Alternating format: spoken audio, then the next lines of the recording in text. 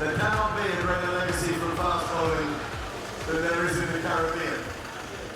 We have gentlemen here tonight who took 1,719 test match wickets between them in 422 tests, during a period in which West Indies became indisputably the greatest cricket team on the planet. Let's look back.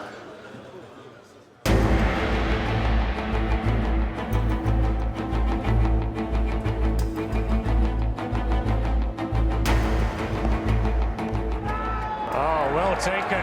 Courtney Walsh has his reward for perseverance. Courtney Walsh is back.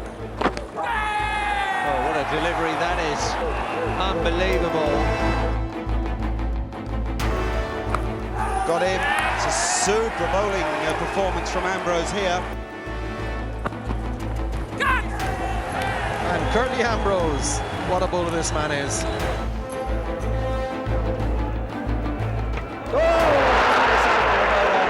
Out goes a stump, ripped out by Roberts. A beautiful catch, Andy Roberts 2 in 2. And there's bowled him. The man to strike again, Michael Holding. After 5 balls, Boycott was still there, but the 6th was simply unplayable. Boycott out for a gap. The most prized wicket had been taken. I know he's done it.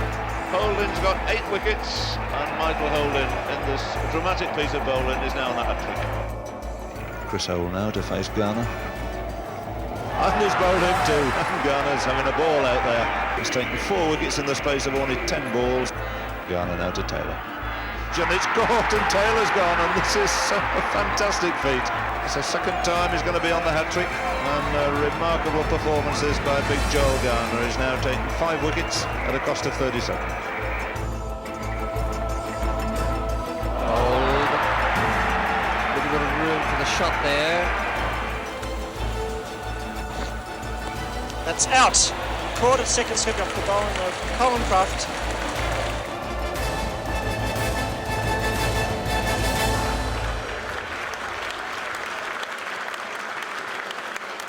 Cricketers of golden ability and golden character. What men they were and what a formation they became.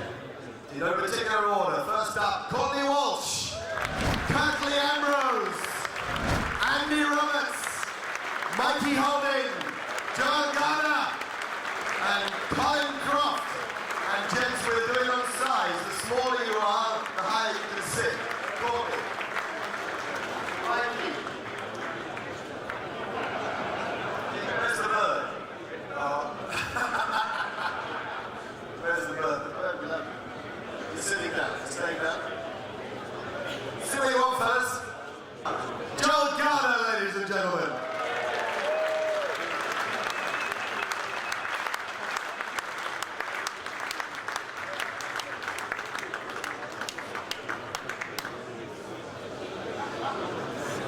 Mikey, it still gets the biggest cheer when you knock over Boycott, doesn't it?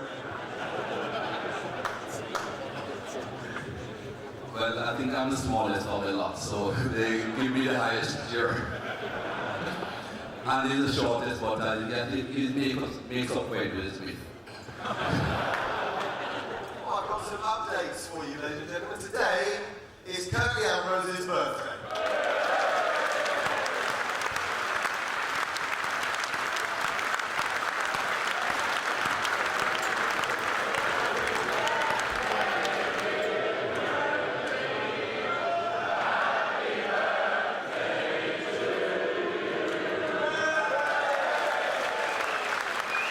So now, just found the room and Curtly talked to no match. Curtly talked to no man, talked to us now. I don't know where that Curtly talked to no man came from, because I never said that. That's a myth. Well, we love singing here. How are you going now? How's the band? Are you still playing the band with Richie Richardson? Yes, I'm on the verge of firing Richie Richardson, because he's the West Indies team manager at the moment, so he has no time for music. So I'm searching for a new guitarist. You're a bass guitarist yourself? Yes, I'm a bass man. do a little singing myself. And the music is going really well. Wonderful. Excellent. Hey, Bird, good to see you. How's the world? How's the bird? Hi, Mark. Everything is okay. Everything's okay. Had a couple of quiet drinks this evening to kick things off. Just a few. Just a few. You know what I want to know from you guys? Crofty, I think you want to ask this question too. How much has helmets changed the game? Hey. Only cowards use helmets.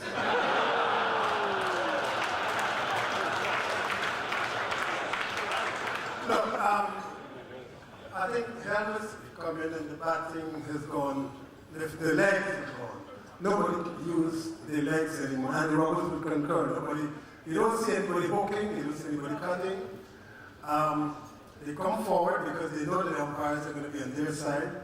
By the way, Ricky Hadlee said that 11 guys beat us in 1980. Actually, there were 13.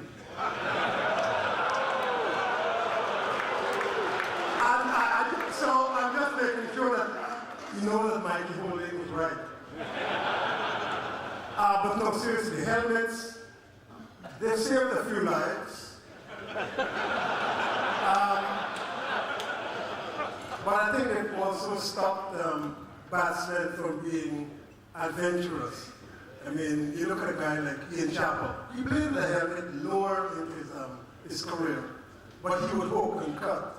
David Gough did the same thing, hook and cut. Adam Lamb, Graham Gough, they all used helmets, but they played cricket before they were helmets, and therefore they could use their feet. So you mean they played backward rather than half forward? They got hundreds, so they must have been good.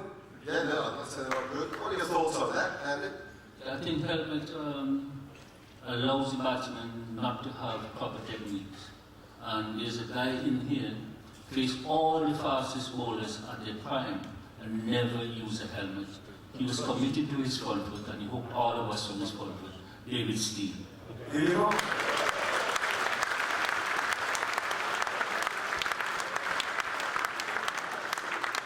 You don't need helmets if you can bat. One thing I must say to Richard, his statement, they never beat us with the 4-pounder. There were only 3 who played in that test match. But if I could just add to that as well. Sir Richard was saying that he wanted to correct me in what I said between February and March of 1980 and February and March of 1995. The series against New Zealand that they beat us. Give it to them, okay. They lose 13, but they beat us. That series started in February and ended the 5th of March. Apparently, New Zealanders don't understand what between means. Like the umpires don't understand that the ball should be hitting between off stump and leg stump without any double. No lack of pride in the room tonight. No lack of competitive instinct.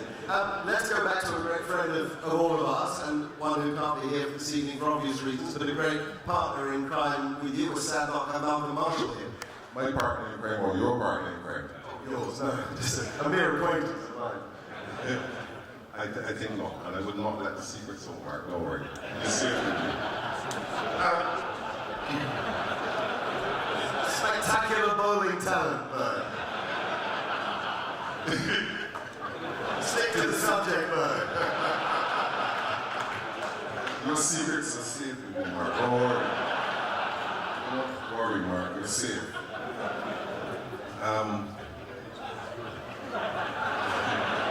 Thank you for that, Bird. That was excellent. No, but I mean, we all speak about Malcolm, but when you think about it, he's one of the fellows who you always look at the averages, the numbers, the figures, everything that you can think of. And if I go back to 1984, yeah, 1984, the 4th Test match at Old Trafford, I think we had 6 of the England batsmen out. And I'd bowl about 15 overs in a session, and the captain said to me, "Oh, Bert, take a break." And I said, "Okay, skipper, no problem." We were walking off for lunch. He came to me and said, "Hey, you crazy?" you know, the young bowler here. I said, what are you talking about? There's a team here. He said, team? He says, 7, he said 8, 9, 10, 11 the bat, and Paul Terry has a broken finger or broken hand. No, you go get some of this, man. You can be loved in this game. And I said to Lloydie when we were walking out, see what I mean, let's continue. I ended up getting 4 wickets. I mean, he was always one different. And when I say different, a great friend, everybody. We had good times, we shared a lot of good times. And sometimes when we go drinking, I miss him because on his first tour, he was my roommate in Australia as well. We won't say no more because I've still got to the senior fellas there. We won't have that story. I know that Mikey's always saying that things could have been better with me if the neglect didn't take over. Just going to move to Courtney because we were talking about the tour here in 1984 and the fact that you were on that tour and didn't play a test match given the strength that was at hand at the time. So you came into a squad but not a team that was just phenomenally gifted. I mean, you must have looked up to these guys and they set the benchmark for you. Well, to me, it was a learning curve, a learning process, so to speak. I came as a rookie on the tour, but what I did was learn everything. I learned how to take out the drinks, how to lace the shoes, how to go to the bathroom or out in the nets. So by the end of that tour, I was complete in terms of knowing what to do and how to go about doing it. And the beauty about it was that I had good mentors. And I think that's one of the things I was missing in today's sort of tourist side. When you look at you starting a tour with Gerald Garner, Michael Holden, Malcolm Marshall, just to name a few. I mean, Andrew he wasn't on that tour, but I was with him before that. Colin Croft was a back problem. I remember one of the distinct things on that tour was I had the opportunity to room with all 3 gentlemen. And if you room with those men, you don't learn the good along with the bad. If something's wrong. And on that tour, it was more good for me than bad because they all told me what was right or what was wrong. And it was, for me, the best way to start my career.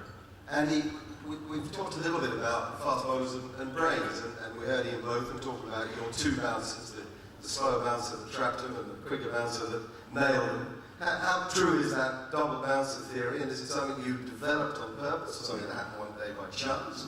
What happened with it? Well, it's something I developed on purpose. One bouncer is allow the batsman to feel comfortable. And the other one without any change of action, but basically people all over the world want to know how I did it, but it's something simple, and no coaches today would allow their bowlers to do it. Because coaches today tell their bowlers, you should not jump. And the reason why the second bouncer was quicker is that they used to jump a lot higher. So you had more force and more power behind the deliveries. And that was all. So there was no change in the honor, just a little jump. Simply put, right? Simple. He's not fully on what he said to me on the field. He said the first bouncer was for the batsman to have, and the second one was to have him. You know, Kapil said tonight that cricket has changed a little bit, and Robert just mentioned coaches. Sri Lanka came to England this year. There were 28 people in the dressing room.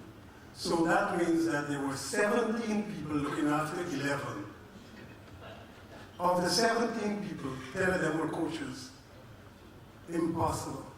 How do you learn? How do you play with 28 people in the dressing room and 10 coaches for 11 people? Madness. Now, you finished playing, Courtney and you were maybe in sort of turning as bowlers at a time when West Indian cricket was changing dramatically. The really great side in the 80s and early 90s were beginning to dwindle. Less good players were coming into the team. And the whole ethos of West Indian cricket was changing. Were you able at the time to put your finger on why and what the problem was with the young fellas and ways that they needed to move it forward to play the cricket you thought they could play? I felt that Courtney and myself never had any help from the reserve bowlers. I mean, we tried our best. Had quite a few fast bowlers coming through, but for some reason, they never really stepped up to the plate. It was always Walsh and Ambrose. At one point, people said that without Walsh and Ambrose, West Indies have no bowling. And to me, that was kind of insulting. And we try to tell the youngsters, you got to step up. You know, if you really have pride, you can't allow people like you back going to beat them. You know, talking about without washing Ambrose, there's no fast bowling. So these guys just never really step up. They rely too much on myself and Caddick. And sadly enough, I left the scene, left my partner here, went to Australia, struggled of course. You can't survive without me. You know, but he was under the pressure because he didn't know if to attack or to defend. But, you know what I mean, the youngsters never really came through. Do you see some youngsters now that you like to look up? All I'm seeing now is jockeys. Because all of fast bowlers are this high. And so you would never, categorize them as Australian fast bowlers. Jockeys. Big Bird, you're involved, Joel. You're involved with cricket in the Caribbean. Can you be more positive than that? It is difficult to overrule my mentor. I think the problem is that, and the problems, and Curtly touched on it slightly. Fast bowling is harder, but at the end of the day, you've got to enjoy what you're doing. If you just go to work every day at 9 to 7 to 4, or 8 to 4, or 9 to 5, and you don't enjoy what you're doing, you don't go to work, you just go for the money. And for us, I think, when I say for us, the way we practice and the way we play is that we always enjoy the game, so there was an element of enjoyment because we tried different things on our batsmen and enjoy the game. So, you know, we've got a lot of young fellows with some ability, but they're not prepared to work hard. And I think that when Curtly and Courtney said that the younger fellows did not step up to the plate, it is something that is endemic in our cricket where you've got ability, and then we've got a slogan that we push in Barbados.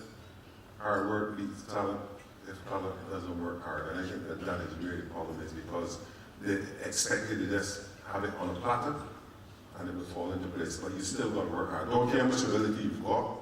If you're not prepared to work hard with the ability, you're not going to make it to the top. And, you know, all it is too easy. It is really too easy for the players coming flow. When I started playing, I think there were 9 or 10 fast bowlers before Colin and I made up the war in 1977 by playing in the game President's 11 versus the touring team.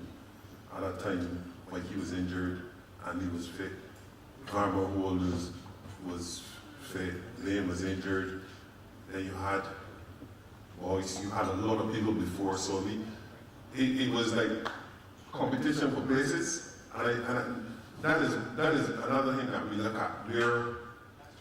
We talk about playing players who can bowl a bit and bat a bit. To me, that's nonsense. I think the bowlers bowl, batsmen bat.